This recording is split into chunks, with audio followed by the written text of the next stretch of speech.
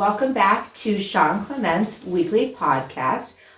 Music composer Shawn Clement. Today we're going to talk about licensing and how to make a lot of money with your music and licensing that and all the ins and outs of that business. So here we go. Okay. So there's a lot of aspects. Being a composer, there's a lot of avenues to try to make a living, and you really have to think outside the box, especially nowadays. There's things out there today that I don't even know about, but early on, I was like, okay, so go hustle a gig, go do it. They pay you, and hopefully you get your ASCAP money and BMI money, and you can, stay alive and eat. But there's other ways to monetize your music, and I was very fortunate early on in my career that I worked mostly on studio gigs. So it was really easy. They pay you money, you get your royalties, blah, blah, blah, blah, and you move on. But I did do early on a lot of indie films and all that, and there's nothing wrong with doing indie films, but the hard part is there's no budget. So how do you monetize? How do you figure out, and how do you, especially if you're running a studio and stuff, you have expenses. I mean, we got the one position in the business where, I did a lot of indie films and stuff, and they would say, well, the actors didn't get paid. I said, yeah, but you feed them, they have gas money. I got to run a whole studio. If something breaks, and I got electricity and air conditioning. We have expenses. So are the indie films the ones more where you can keep the rights to it? Yes. To your I music? mean, I've done it on both ways. Okay. But indie films, a good way to cut a deal is say, okay, look, I'll do the work, but I'm going to keep the rights to the music. All the publishing and everything. You give them a license for the music. So they don't own it, they don't own the copyrights. But they can use it for the film. Right, they can use it for a perpetuity, all media throughout the universe forever. Okay. Fair deal. But they can't reuse it for anything else. They have to relicense it from you. They can only use it for that one project. One project, that's it, because I own it. It's mine. Mr. B, So- you could be Like- on the podcast. Studio dog, very key component in the studio. Mr. B, So busy being. there's a lot to it as far as there's a lot of benefits. You do the work, you're not going to pay a lot of money, but now you own this music, so you start cataloging it. So it took me a few years, and then I sat down one day and I was with an assistant of mine. I said, dude, we got all this music sitting around doing nothing, and I own all of it, and let's create a library. And it's from all over the place, and it's not like there's different ways of making a library.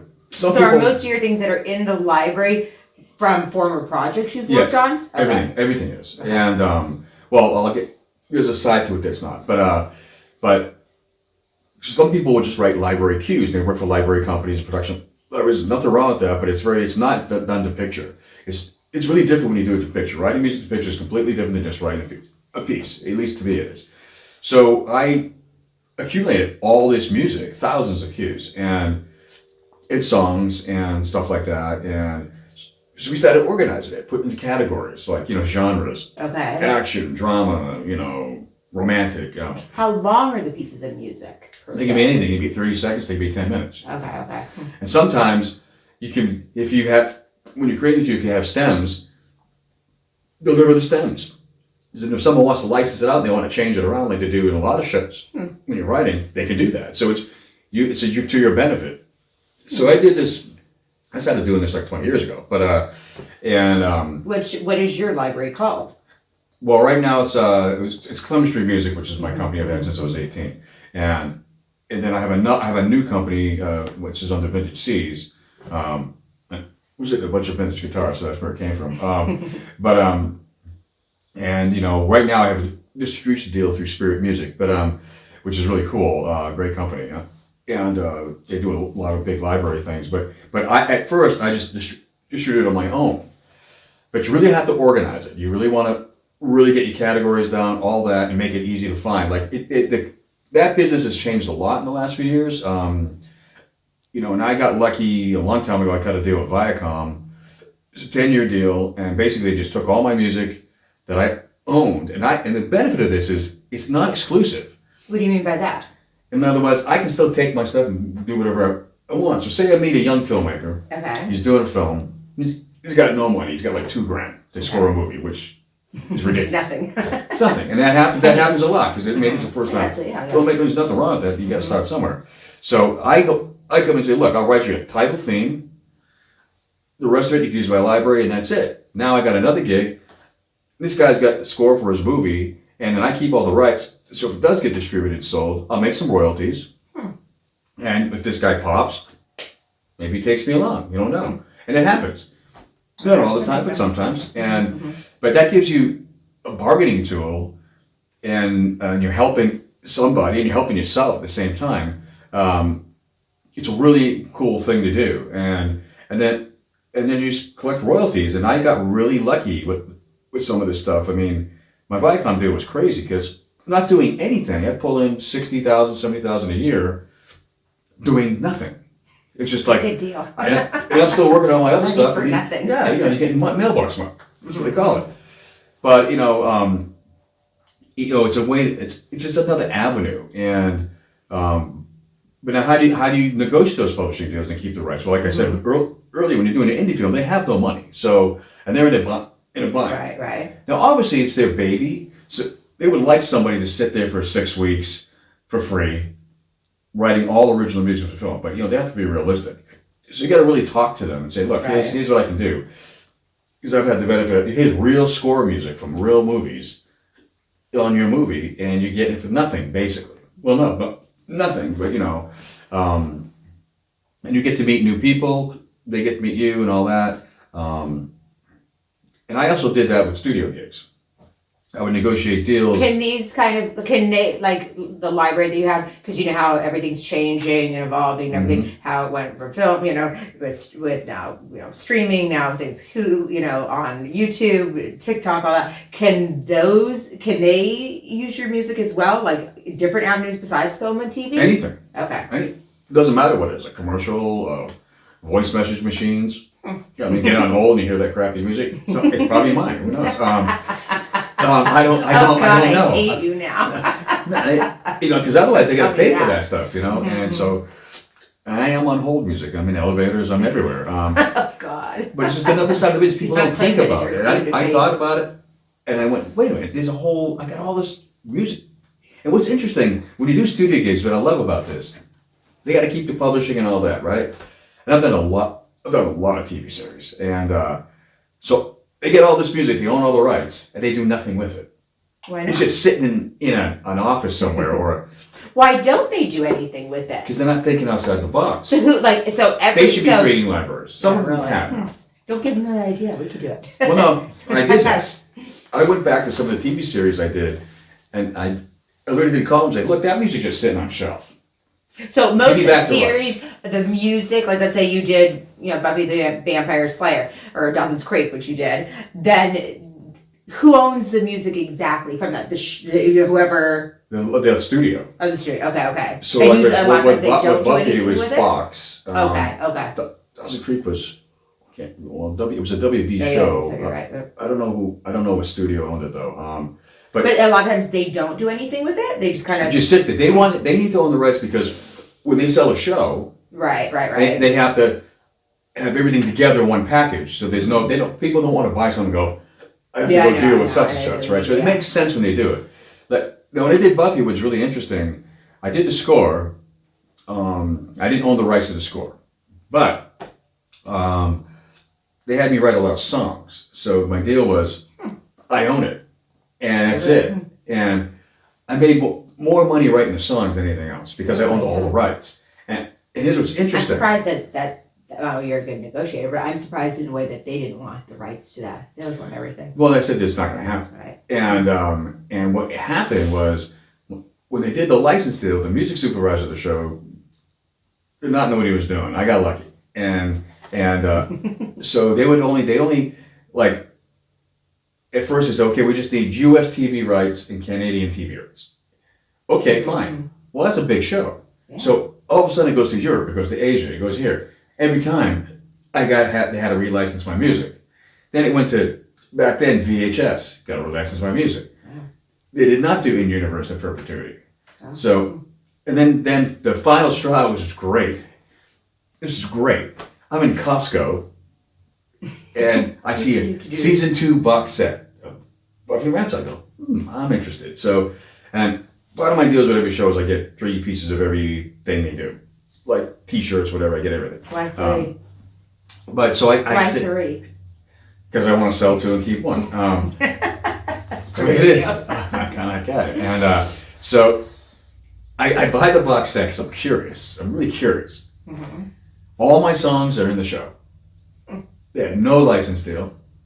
Not only that, the menu music was all my stuff. So I make the phone call. Of course you did. Hey kids, we got never situation. leave a stone unturned with you. Yeah, and they were not happy to hear from me. And it's like, and it's their mistake. It's not mine. So Be very careful when you make. What happened? They had to pay you out? Well, it got interesting. It got really interesting. They weren't happy with me, and I was doing a lot of shows for Fox at the time, and so I said, "Tell you what, don't pay me anything. Just give me another TV show. If you don't like what I do, you can fire me. That's a good deal, right? You can fire me. Mm-hmm. Easy. I suck. I get fired." They didn't go for it, so I said, "Okay, well, you're going to pay me 6 figures, because if you don't, that shit's coming off the shelves. What's that going to cost you? A few million?" Yeah, to pull it all off. They were not happy and said, "It's your mistake, not mine." So, now That was a good day you went to Costco.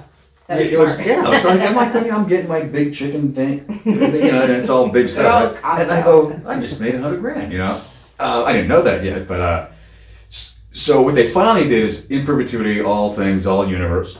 And because now, back then, there was no Netflix, there was no any of these things. None of that even existed. They would have had no rights to any of that. Right. Of course, all my shows are on all that stuff now, but reruns, but so they weren't happy, but that was their mistake. But so you have to be really smart when you make these deals. Let them talk. Don't give up any information. Just say yes.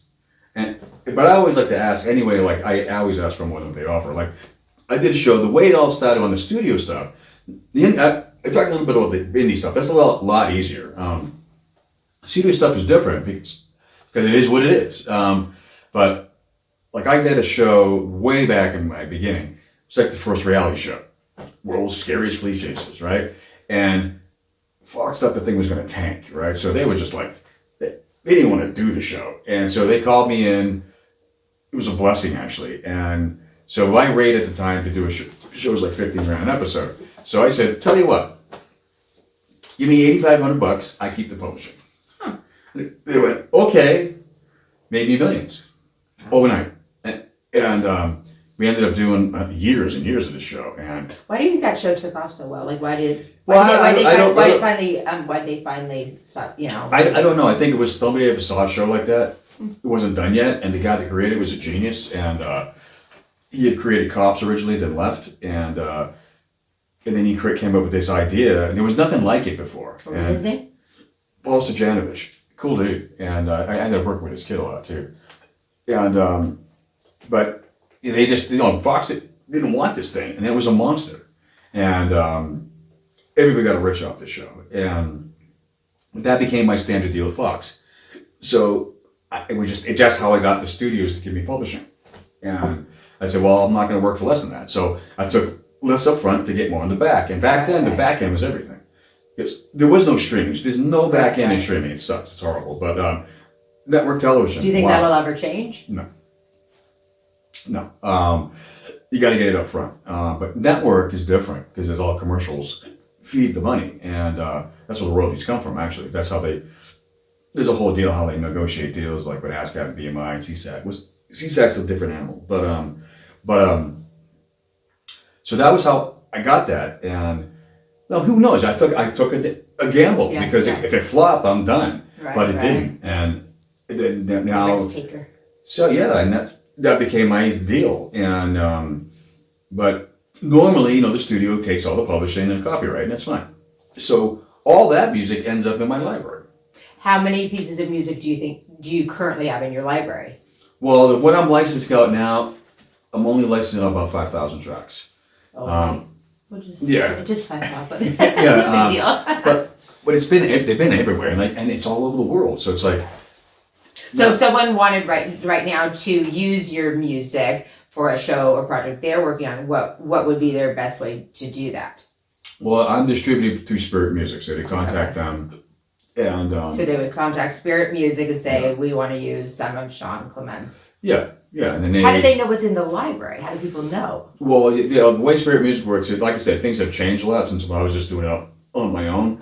Right now, you go to the website, you look up my library. Is it just your library with Spirit? Is it other they musicians, composers? They represent all kinds. Okay. Yeah, and they represent a lot of big artists like Pete Townsend and people like that. It's a really good company. And then what happens? I want to use this. If you go online, look at my library. There's 100 albums. It's a lot of music. And you get paid through Spirit then? Yeah, they handle everything. Okay. I'm lazy now, so but I used to do it all on my own. That's the best way. But it helps people out. I mean, it's But like, that is definitely a way to go that people can to use your if they don't have the budget in there for a larger which is budget for someone to score their film or TV or whatever. And even some major studio pictures are licensing music out. I saw a movie. I'm not going to say who scored it, or what the movie is, but as I'm watching the movie, I go, and I know the guy that composed it. I'm like, going, that ain't his music. I just knew. How do you know? How do you know each? You know what I mean? Like you just hear it and you just know. Yeah, it's crazy. Well, I've been around. You look at everything when you see a show or TV, like through the music. I look at it through the production, like every part of the production. That's how I see things. You look at the music. I do too. I mean, I've been pretty much done every job in a movie you can do, other than direct. But I've done everything. So I see those components, but I'm a composer, so it's a really important piece of the film that people don't even realize. People didn't even know there's music in a movie half the time. I know. They don't. They don't. But then if you watch it without, it's a big difference. It's a big problem. It's a huge difference. It's like I've seen 2 movies that had no music in it. What movies? Good Night, Good Luck. George Clooney. It just has no music in it. No, the movie is it's a radio show. The only time there was music, there's a girl that sings in the studio. Was that they didn't want music in it? They didn't need it.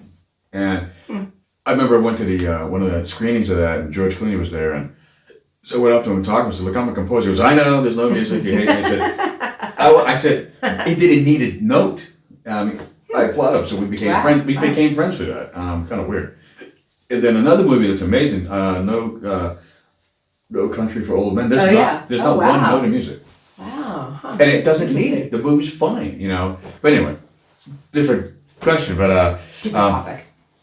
But it's just another avenue, and I don't think there are. I know some of the guys that have kind of done this before, but mostly they just sit in a room and write random music and then try to go to a library company. And there's a lot. You got APM, you got Megatracks, you got Extreme, you got. There's a bunch. They just write these random cues and they sell them. They lose most of those guys lose their publishing though, because what happens is they take you get a 50-50 where you keep your rights. It's like doing a studio gig. Right. So to me, it's like I'd rather keep my own and then find a distributor, and that's what I did. And license fees is a different problem. Nowadays, it's very hard to get license fees. Back in the day, no one wants to pay. I mean, and back in the day, like if you wanted a big rock song, pop song, what was it? What was that? When Led Zeppelin, I forget what song they licensed that to a Cadillac commercial. The license fee was like $1 million. Those things are gone. They're just gone. I worked on a show called American Idol for a few years, or just a little show. The budget was so bad. Really? Everybody got reamed. On American Idol, which is all about music, the show was the people got reamed. I quit. Yeah, but they decided to get these pop bands because they were like older bands who were still very cool, but now they wanted to get known to the new kids because those kids are all singing covers. They're not doing original music, so they got to license the music, not masters, just a song. They were paying nothing for these license fees, so it kind of killed the whole game. I would get for 20 seconds of my music on a trailer, I get like $20,000 for the license fee. Nowadays, you get Zippo. Why? Why did it change so much? The business has changed. It's changed a lot, and it's not cool. It's not cool. So you got to really. So I always played the back end game because that was really the way to make the money, the royalties, mailbox money. I pull in over $1 million a year just in royalties, and sitting down doing nothing, and checks are coming in. With all the streaming stuff, I think that's changed a lot. I get a 100-page ASCAP statement. It's like $1,000. I'm like, really? It used to be $200,000. So because it's all streaming, Netflix, Hulu, all that. So you got to get it up front. And like nowadays, that's all big, but those guys are getting banked because they're getting on the front end. And if it's What's the union, they're going difference to get union between dues. how is it decided if it goes through? What is it, ASCAP or ASCAP or BMI. How is it decided? You sign up with one of them. It's up to you. Can you have deals with both of them or no? No, Okay. not at once. However, if you have a publishing company, you can be with all of them. Really? Huh. Because you're a publisher. So I have 5 publishing companies. Yeah. What are those? Well, I've done multiple of something. but it was a writer. See, I was with ASCAP, a long time. I signed up when I was 18, and then I got out of that deal. Another way to make money. I think 2010. Yeah, around then. And there's ways to cut deals. There's reasons why you switch you want, and there's money to be made. That's all I can say. And relationships, there's everything about who's going to get behind you and do stuff, and where you want to go, who's going to really bump your music and your catalog. Even though they're not really do that, they do. You make decisions, but you can switch anytime you want. Well, no, not true. You have to wait your term, because when you sign up, right. you have a monthly year term, and then when it's over, if you want to I'm not really happy, I want to go here, and as you build your catalog. Now, catalog and library, 2 different things. The library is the music you own. That's what your license got. Your catalog is your entire work. Okay. So if you have a big catalog, I've done over 300 TV series, so it's a lot. You have this big catalog. I'm confused. Who owns the catalog? Well, this gets interesting. So remember, when you're writing music for a TV show or a movie, it's a studio deal, especially. They own the rights. They own the rights. However, your royalties, because even though you don't own it, you still get your royalties. Royalties, right. So, and you get royalties on every picture. And what happens is BMI and ASCAP and CSAT, although like they said, they're a lot different, they negotiate deals with the networks. So let's say if you want to use our repertoire, which is all the people that belong to ASCAP, here's what you're going to pay us, ABC, if they're talking ABC, and they cut a deal, and it's so many years long, and so that's how the royalties get generated from the network, and then they collect the money and then pay you out after they take their administration fees. So, and when you switch, that's what's called PROs, when you performance rights organization. Now, if you decide you want to leave, you got 2 options. You can leave your old your catalog at the old place and just start new with the new one, or move that to the new one. Okay. That's what I did. As a writer. What are the benefits of either way? What's more advantageous? They seek you out because they want that revenue. Right. Okay. They want that money, and because that's how they're going to make money. Okay.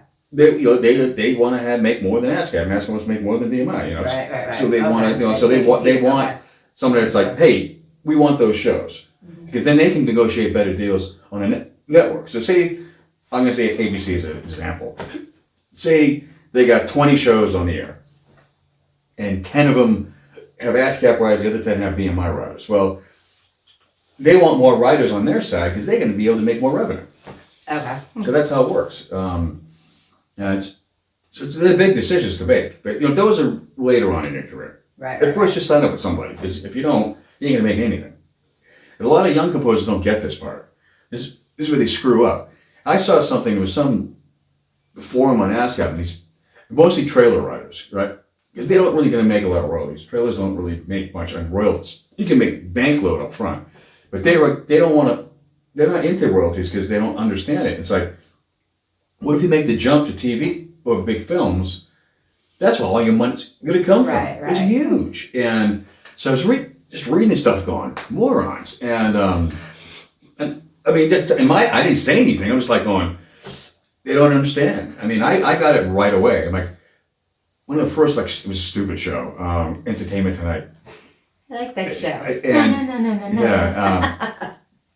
But it's just a strip show, right? So What is a strip show? It's just it's every day. Oh. It's not that's called what porn. kind of entertainment tonight are you watching? With John Tesh and who's the other one? I'm like Julie Moran, whoever way back. I'm like, who have you been watching? But Nancy something. But so you just have this music in the background. Nobody even knows it's there. Nobody gives a shit, right? So I got the phone call. This is really early on. I was living in an apartment with a roommate who went on to co-write Slim Shady, and I literally have no studio. I have a keyboard, a couple of guitars, an amp, and I get the phone call, right? And like, so I mean, this is how you keep publishing. They were like, "This is a great opportunity for you," and I'm like, "Oh, really? Okay." And so they wanted all this music, and they weren't going to pay me any money, and they wanted to keep the publishing and the copyright. I said, "No." Meanwhile, I'm shopping at the 99-cent store eating top ramen, right? And I said, no. No, I want to, you got to really, good for you. It's a big part of negotiation. You have to really put pride in your music. Because I know right now the industry's really messed up big time because these kids are working for free. I never did. I've never worked for free. And I said, I'd rather go keep eating top ramen and go and play in some band. That's what I was doing. Sleeping in your car. Sleeping in the car. I did that too. And a long time ago. So I said, look, here's the deal. I keep all the rights, all right, don't pay me done, but I keep all the rights. That made me so much money, it was stupid. Wow. I'm still getting royalties from that shit, and because they keep repurposing, they want to keep using it, and so that's the benefit of doing it. But you got to roll the dice, and I always have. Gambling man. In a way, but I never did it for free. I never. And now they say, do it for free, make the relationship, and give everything you want to, unlimited changes, and all this kind of stuff. I never did. I just never did. It was like, I have too much pride in my work, and sometimes when you keep giving it away, there's no respect for you. It's a really wacky business when it comes to this because it's a yin and yang. Sometimes you do have to just eat it up front and hope they're going to take you for the ride. But I've seen this happen too many times. You have somebody meet a director or whatever, a producer, and in hopes that they can have this great relationship together, they do it for nothing.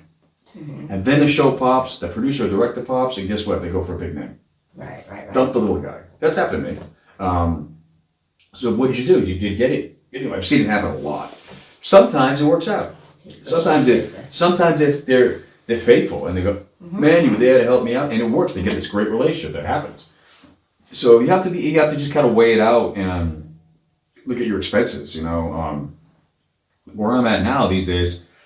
Well, it's been I've been in the business for 40 years now, but not always as a film composer, but in the music business.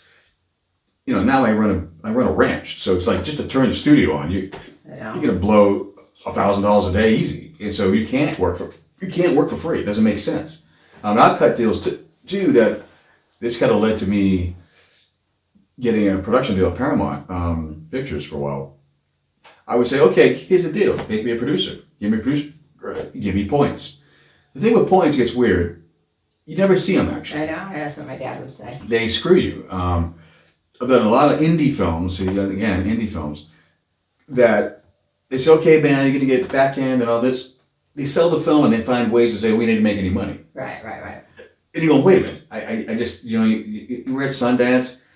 You sold it to Universal. You're making money. I gave you my cut. That never really works out. Then I got producer credits. And so then, that led, like I said, later I got offered a production deal at Paramount Pictures. That's very developing TV shows and movies. So I got on the other side of the coin and figured this way I can fire myself, as a composer. I don't like your score. You're out of here. But again, it all goes back to you have to find all these different ways to make money because especially today, I don't know how I don't know how it's happening. It's crazy, and it's always been crazy though. But you got to be really creative. There's different things you can do, and once you build up enough catalog and enough music, resource it. And that's what I did. I said, look, I'll be like, hey, things are down right now. What am I going to do? Oh, just license this up, and money keeps coming through the door. So I don't work as much as I used to, but I was doing crazy land work and 20-hour days, 7 days a week for 20 years. You get burnt out pretty fast, and I'm not doing that anymore. I'm tired. But I mean, I'll still pull it for a gig. But I mean, I swing 6 to 9 shows a week, and it's nuts. But so you have to find ways when you want to slow down, take a vacation, whatever. How am I going to make any money? Right. Resource to music, but you got to own it. And I also did a lot of records. Of course, I keep all the rights. I've never went through a major label. I released everything on my own. I had my own label, and I made money. I mean, and nowadays the record industry, where is it? Nowhere. Right. I mean, I don't know. I know I have a lot of friends in that business. I don't know how they're doing it. And a lot of famous people too, but they're kind of already cool. They're not going to worry about anything. Right. They go out and tour and do all that kind of stuff. But since we're in this amazing room here, can you tell us about some of these guitars? Yeah. You take advantage of it here. Let me count 1, 2, 3, 4. What's your favorite one in here? I can tell you one. I like the silver one. That's just the Dobro. And I like the blue one. The blue one right behind you. Okay. Well, there's I have this isn't all of them. I have over 100 guitars, but everything's got a story. At my studio, the equipment there, I'm a really eclectic guy. I usually only have vintage gear, and the guitar. I got lucky, like I said early on, as a kid. I got a lot of endorsements. Who did you have endorsements with? Everybody. I've been with guitar companies, you name it, I endorsed it. Wow. And they built me so many guitars, and I sold a lot of them. Especially as a kid, I wasn't making any money. I'm 16 years old. I remember I had an endorsement at Ovation, and they were in Connecticut, and I was still living in Boston at the time. So I drive down to Connecticut, and I picked up 10 guitars. They loaded up my car. I go back to my dad's music shop, put them on the wall, and I sold every single one of them. Wow. It's weird. Did you say you had one of the guitars what's the one that Anto always plays when he goes to your party? Is that your... Well, he loves my 95 Jimmy Page Les Paul. That's a good one. Yeah, he loves that guitar. This is a 52 gold top. It's a prototype. They only made 200 of them. There's no serial number on it. Wow. It's a gift from Les Paul, actually. I got to know Les Paul really well when I was 17, and I was friends with him the day he died. This is a 54 custom. This is actually the first Les Paul I ever got, and it's a 77. And the funny story behind it is, I paid $100 for it. And my dad was a crafty dude, still is a crafty dude, and this old lady called him up and said, "My son left, and he left all this equipment in the basement. I don't know what to do with it." So he went down there. It was a treasure trove. Really? Wow. Oh my God, the equipment what was down there? Well, this Les Paul. Wow. It was a 335 flame maple top. You guys hit the jackpot. And there was so much gear, and my dad's like, "I'll give you $1,000." And did they took it? And she took it. It was like I didn't have any idea we what made you a got. fortune. So Wow. I took my dad $100 for this, and yeah. Hustler. That was Shawn Clement, the hustler. And, well, that was my dad's equipment. I didn't have nothing to do with it. What else? These guitars are interesting. They look exactly the same. They're both a 1961. That's an SG. This is a Les Paul Special. They're exactly the same. Really? So the story I learned behind all this. But isn't that one guitar in the very back have a stand? They all have their own individual stands, except that one way back there. We're gonna get a stand Well, for I it. ran out of saying. But so what I understood is back in the day, Les Paul. He was married to Mary Ford, and I guess he got divorced. There was all kinds of legal stuff going on with Gibson. So they stopped making the traditional Les Paul. So they made the new Les Paul, which was this. And then that went back to making the regular Les Paul. So that's the SG. SG stands for solid guitar. They're identical, but they're different guitars. It's the weirdest thing, but and they're lucky to have them. I mean, it was hard to find them. Then, everything. This is from the 1800s, the Washburn. No one realizes Washburn was around. So I think it's so crazy, this one over here. Oh, that's Chinese, actually. Is that even a guitar? No. Oh. No. Quickly shot. Have you ever seen anything like that one? Wow. I mean, it's like, whoa. This That's like an weird artifact. It's a weird one how I got that one. It was at a NAMM show, and I always like to go to the weird parts of the NAMM show. And all the, international, or you go downstairs with all the weird stuff. And so walking around, I see this beautiful Chinese girl playing that thing. And I'm like going, what the hell is that? That's cool, and I want it. And another toy. So I started talking to her. She doesn't speak any English, and I don't speak Chinese. And next thing you know, she gave it to me. I swear to God. And how do you know if she didn't even speak the right language as you? She was like, whatever, I don't know. And like, beautiful, nice, play. For you. And boom, I got it. I'm really good at getting stuff. Then this is this BC Rich is the only one I have left, actually. That's actually another prototype. BC Rich got big in the late 70s and 80s. And he used to make all the weird guitars, like they had the Bitch and Mockingbird and really interesting, cool guitars, very different. And then things were changing as we got more into the 80s and 90s. And so they started making more, I don't know, not commercial, but more normal type guitars. So they came out with what's called an ST3, which is a Strat style guitar. That's the first one. It's and Bernie Rico, who made BC Rich, was friendly with my dad. And I was at a NAMM show. I was a teenager, and they liked how I played, and he made it for me. And so this is one of those, and I've never gotten rid of it. But I had a bunch of BC Riches. I sold them all through the years, and otherwise I'd have like 300 or 400 guitars here. It's the way it is. I mean, have them all over the house. And being a guitar player, you become a junkie. They're like, why do you need more than one? Well, they're all different. I mean, they really are. I mean, and people don't get it. It's like having more than one girl. They're all different. They're all, that's for sure, all single.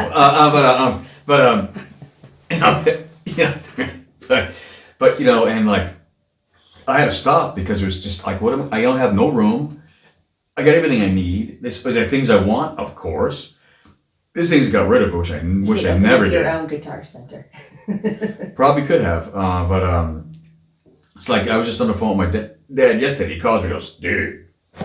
He's like my pusher, and you guys aren't gonna believe what walked in the door. I'm like, what's her name? No, it's a guitar, and he's like, you got to have this. I'm like, not really, and I'd love to have it, but it's like I got enough. I got what I need, and I had to slow it down because I was out of control. How pretty that one is there! Look all the inside of. Okay, here's the joke.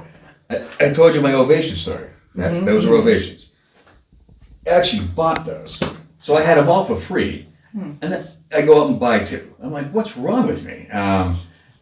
But this one I bought when I was going to Berkeley. I only paid like $100 for it, and it's a 12-string, but I use it as a 6-string. That's how I was, and this is an LWO, a great guitar. But I'm like, I had them all for free. What am I thinking? This used to happen to me a lot. See, this is the disease, and I've got guitars. More. I need more.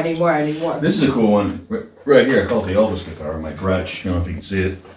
The white one? Yeah. Yeah, I know. I saw that. So that's a '68 White Falcon. It's so pretty. Look at that. Like That's all. It's all original. It all works. That's a '68. '68 was the last year that the Gretsch family actually made guitars, and because they sold the company, and they went with Japan, wherever. And now I think it's back with the Gretsch family. I'm not sure, but this is a '68 White Falcon. They only made 11 that year, so it's extremely rare, and I got lucky enough to get it.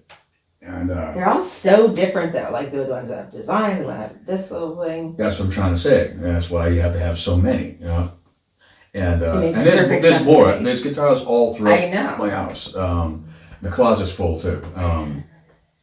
I'm surprised you can even sleep in your bed, that you don't just have this line of guitars. I used to have them under the bed. I know, all beds. And all the cabinets, you open up, there's guitars and this and this.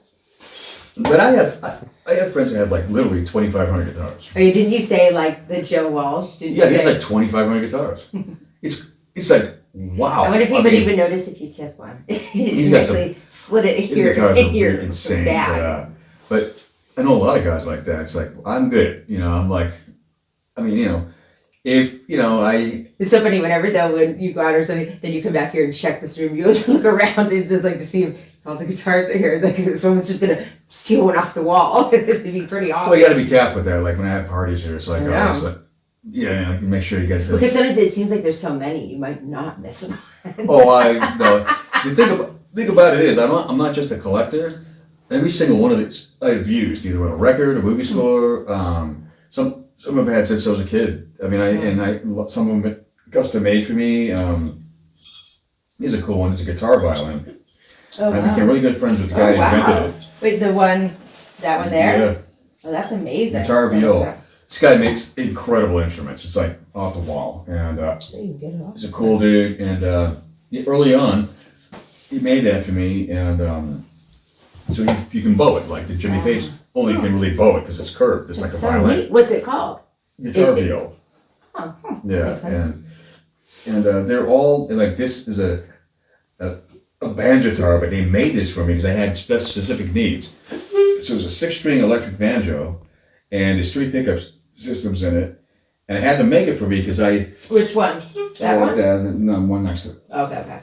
That one's so pretty with all the I was doing a video game called Open Season, and they wanted me to do all this banjo stuff. And I'm not very good at banjo. And I have a couple, but I'm not really good. And they're round, they keep falling off your lap. And so I called this company up and said, build me this thing. And they did, and it's really cool. So I got to do all this crazy stuff. And so they're unique. There's a lot of unique stuff here. And but, I had this since I was 13. Wow. Wacky guitar. Wow. It was my first professional guitar. But Can I have one day? no. Why? But there's so many, and then later we'll go around everywhere because I had all kinds of weird amps, vintage amps, and the studio's nuts, all the weird keyboards, and like I got the Rick Wakeman's Mellotron they used on top of Ralph Ocean's, very cool stuff. I got a B3 off of Les Paul that he modified, a 63, and so it's like that's what's different about my studio than most people's. And I'm saying that everybody works differently. I'm very old-fashioned, so I have just all old gear. Mm-hmm. The downfall is when it breaks, you got to find something to fix it. And all the old guys, and a lot of them have died. And so you get these young dudes that come in, they go, "What is this?" They have no idea what they're doing. I'm like, "No, you don't understand, man. You need to know." And it's weird, I'm like, I hope this guy's still alive. Gotta get him on the phone, and but I don't have it any other way. I mean, I have all kinds of modern stuff too, like all the soft synths and all that kind of stuff. But I prefer the old stuff, my place is very homey, and I have a setup, and the whole house is a studio, so I can record in here. Kicking back at the ranch. But then my studio's up about an acre away from the house.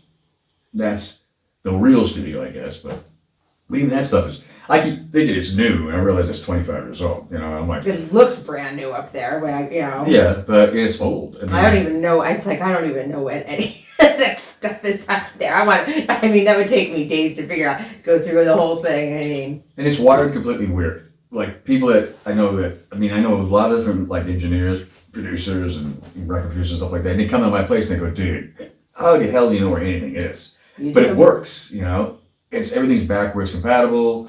Because as I went through my career, it was like, so if you say you have a TV show for like 10 years, and you're in season 8, they go, "Remember that cue you did in season 2, blah, blah, blah, blah," and you're going, "No. Well, we like that. We want you to bring it back, but change it." Now you got to recall the whole mix and everything, because I don't want to go and figure it out again. And you got no time on the show. So as I would add gear, I'd make sure it was wired in a way that I could still recall everything. Wow. And that's why, and I don't label anything. So having assistants, I drive them nuts. They got to take notes because I don't label. I just know where everything is because it's mine. Nowadays things are mostly labeled. Because I started recording other people, and sometimes I'm not working on it because with somebody else's music I don't really deal with it. Right. I don't. But it's funny. But it's baffling. I mean, I'm a weird dude, but but like a lot of stuff is really old. Cool stuff though. And I've been really lucky too. I get a lot of gear from people I've met. Like people like Smith and like I said, yes, Les Paul, Emerson Lake Palmer. I have all the stuff here, and because I got to know them throughout the years, and so it's really cool stuff. But it's just kind of how we work. Very cool. Just another aspect, and because I see pictures of people putting their studios up there, really cool, but they look like you're in a hospital room. Right. Nothing. To me, they're very sterile, Yeah. and I can't work that way. Now when I go to a commercial studio, it's different, obviously, but you know, I have to have it homey. I don't like sterile environments. I can't be creative, and you know, and I still work that way. All my stuff's kind of a mess, you know, like stuff everywhere, and you know, cables everywhere, and like. Find the mind of Shawn Clement. I remember it was 2006, I think. I was doing 9 projects at the same time, and I had an assistant, but I wouldn't let him in the studio. Why So not? he would work out of the house. Why wouldn't you let him in the studio? Well, I had mic setups for each gig. So if you moved one thing, because if I'm jumping on this, the next thing I gotta do is I go back. If somebody moved one mic or a cable, I'd lose my mind. Because I don't want to have to figure it out again. And, you know, I always had dogs, and I always had my studio dogs. Dogs weren't even allowed in the studio. So I was like, stay away. That's shocking. And the hardest problem at that time was, what if I send the wrong music to the wrong show? Oh God, I don't even know. I mean, because I don't take notes. That's just too many shit. I don't know. I never take notes. Never have. Like me, that would be a good one. I was doing like a Christmas movie, a horror movie, 2 reality shows, 2 video games. It was nuts. And like, what if I send the Christmas music to the horror movie? Or better yet, the horror music Which is to a the Christmas. That would be Nightmare better. Before Christmas. And I'm like, how am I? I mean, I was like, and I guess I wouldn't sleep for days, but I wouldn't write anything down. I never wrote down spotting notes, nothing. I just remember. You know, just do the gig. It's simple, Right. but that was crazy time for me, and I was going, okay, I gotta take a break, you know. So I took a vacation, but no, it's fun stuff. But Very cool. there's so much more equipment here to talk about. There's as far as guitars, but there's too many. So with that, stay tuned for next week on the topic, on the multiple topics we're going to cover with Shawn Clement. And hit the like button and subscribe, and make sure to follow us. And we'll see you next week.